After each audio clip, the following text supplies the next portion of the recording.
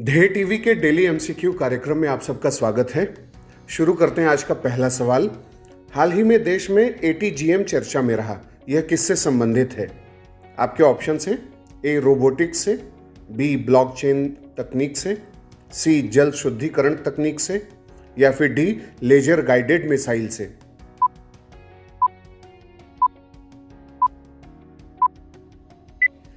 इसका उत्तर है डी। व्याख्या देखते हैं।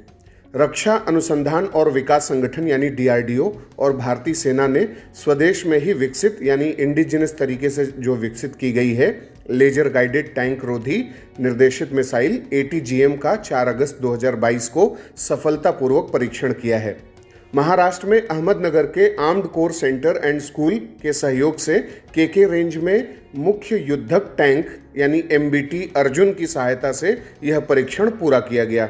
इस दौरान मिसाइलों ने पूरी सटीकता के साथ प्रहार किया और 2 अलग अलग रेंज में स्थित लक्ष्यों को सफलतापूर्वक भेद किया। परीक्षण के समय टेलीमेट्री प्रणाली ने मिसाइलों के शानदार प्रदर्शन को रिकॉर्ड भी किया। अब बात करते हैं दूसरे सवाल की।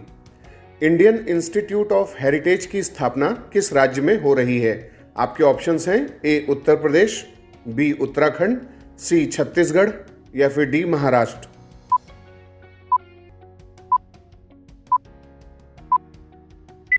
इसका उत्तर है ए। व्याख्या देखते हैं। सरकार ने यूजीसी विश्वविद्यालय माने जाने वाले संस्थान अधिनियम 2019 के तहत उत्तर प्रदेश के गौतम बुद्ध नगर नोएडा में इंडियन इंस्टीट्यूट ऑफ हेरिटेज को एक डीम्ड यूनिवर्सिटी के रूप में स्थापित करने का निर्णय किया है। यह भारतीय विरासत और संपदा संरक्षण के क्षेत्र में उच्च शिक्षा और अनुसंधान सुविधा प्रदान करने वाला देश में अपनी तरह का एकमात्र संस्थान होगा। यह भी हाल में चर्चा में था क्योंकि इसके बारे में संसद में यह सूचना दी गई है कि सरकार की देश में इस तरह के और अन्य संस्थान बनाने की अभी कोई योजना नहीं है। अब बात करते हैं तीसरे सवाल की। इंडियन नेशनल एसोसिएशन का गठन किसने किया था? आपके ऑप्शंस हैं ए केशव चंद्र सेन, बी राजा राम मोहन रॉय, सी सुरेंद्र नाथ बनर्जी या फिर डी महादेव गोविंद रानाडे।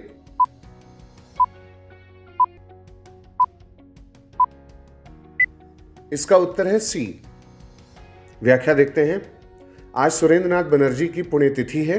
भारतीय स्वतंत्रता आंदोलन के इतिहास में सुरेंद्र नाथ बनर्जी उस दौर के नेता थे जब इसकी शुरुआत हो रही थी।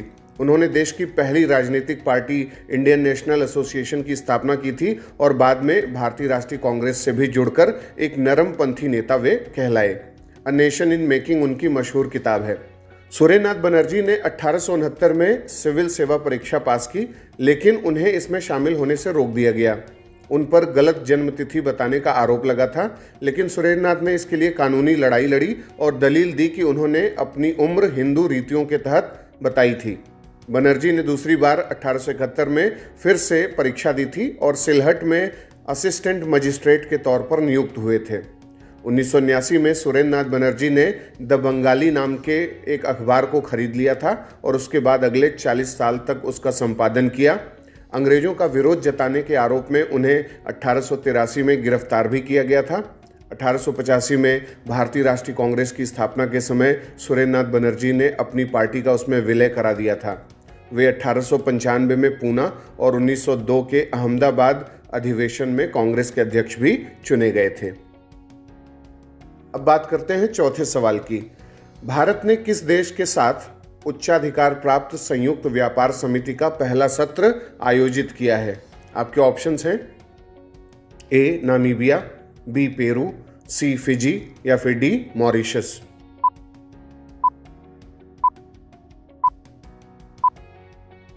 इसका उत्तर है डी। व्याख्या देखते हैं। भारत और मॉरिशस ने 1 से 3 अगस्त 2022 को नई दिल्ली में भारत मॉरिशस उच्चाधिकार प्राप्त संयुक्त व्यापार समिति का पहला सत्र आयोजित किया है। 1 अप्रैल 2021 को लागू हुए भारत मॉरिशस सीईसीपीए के सामान्य कामकाज और कार्यान्वयन की समीक्षा के लिए भारत मॉरिशस व्यापक आर्थिक सहयोग और साझेदारी समझौते के अधिदेश यानी जो मैंडेट है उसके अनुसार उच्चाधिकार प्राप्त संयुक्त व्यापार समिति का गठन किया गया था। सीईसीपीए दरअसल अफ्रीका के किसी भी देश के साथ भारत द्वारा हस्ताक्षरित पहला व्यापार समझौता है।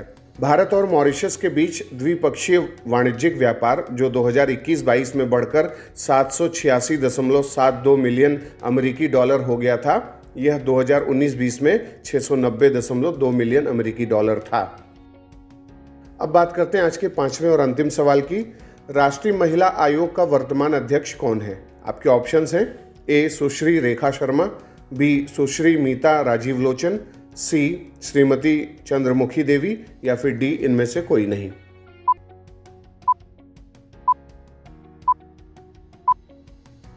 इसका उत्तर है ए। व्याख्या देखते हैं। सुश्री रेखा शर्मा वर्तमान में राष्ट्रीय महिला आयोग की अध्यक्ष हैं और सुश्री मीता राजीव लोचन इसकी सदस्य सचिव हैं।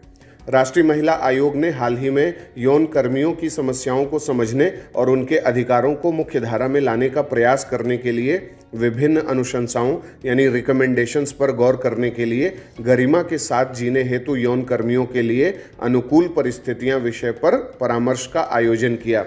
इस परामर्श के माध्यम से इस आयोग ने हाशिए पर पड़े यौन कर्मियों यानी जो भी मार्जिनलाइज्ड सेक्स वर्कर्स हैं उनको सुप्रीम कोर्ट के हालिया फैसले से अवगत कराने और उनकी सुरक्षा के लिए इसका उपयोग कैसे करें, यौन कर्मियों के मानवाधिकारों और उनके मौलिक अधिकारों के साथ साथ यौन कर्मियों और उनके बच्चों की गरिमा की रक्षा के लिए जनता को संवेदनशील बनाने जैसे विषयों पर व्यापक चर्चा की।